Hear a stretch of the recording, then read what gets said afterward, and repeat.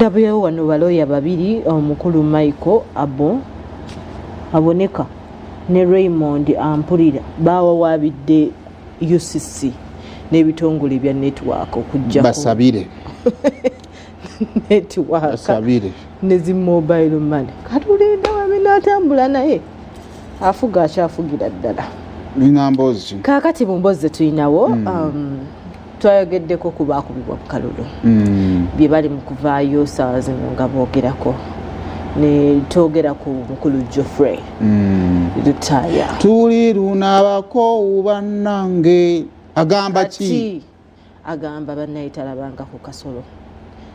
gwayali amanyi nti tasobola aliko kyeyuna onalebo kyeyuna aluna Kasolo yamukoze eki tubadde tetulabangako Honorable Lutaya ng'ebintu bimutabuseeko ayagala na kutonyeza ku maziga mpaka omukulu Kasolo mweyamulazeeko nti buli kimu kisoboka nambako kamusuubiza naye kano bayakogedde tajjukidde ajja kisasulira oba tukamuzanye akakomye so tuwe emboozi nfulumye oluvannyuma lw'okuba nti Katonda wa Uganda Kasolo obuwanguzi abunzigyeko bunnumye sijja kugamba nti sifaayo bunnumye kuba mbunoonyereza ebbanga butaddemu amaanyi gange efooti yange yonna n'abantu betutambudde nabo bambi ensonga za muganda wange Geoffrey Lutaya simanyi lwaki abantu bandaba ng'ekirooto eky'entiisa kubanga nze Lutaya simwinako kizibu abamuganda wange ewaabwe Kakuuto saabaddeyo infact mbadde na bize nnyo mu kalulu ka president nga ndi bize nnyo mu kalulu k'ekyotera saakubyeko olukiiko nalumu Kakuuto simanyi lwaki alowooza kuba nze okujja wandowooza alowooza nti sandizewo nange nzize nga ye bwazze okukima lizatusize era nkyo ekyandeese wano president yatukubiriza yatugamba ekyamutwala mu nsiko kubba kalulu tayagala muntu weenaalemu yenna kwenyigira mu kubba kalulu kyekyamazima obuwanguzi bwe bayagadde babufunye mu mbeera gye babufuniddemu naye basusize efujjo lyatandika nga tuli ku kakiiko k'ebyokulonda wennyini bali mu kugatta bali mu kulangira bantu bawunsana wa Kasolo mu maaso g'abasirikale abalina emiyondo abasirikale abalina ennyota n'akuba chairman Sally Judy yali akutte DRA form za president waffe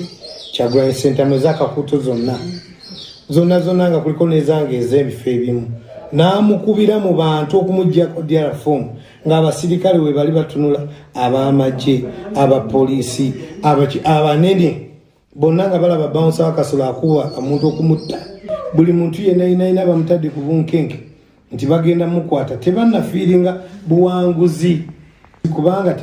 tebawangula mbutuufu kati balowooza nti oba abantu bagenda bo bajjako sinze president sinze siri Katonda siri ki so nga bwali musajja mukulu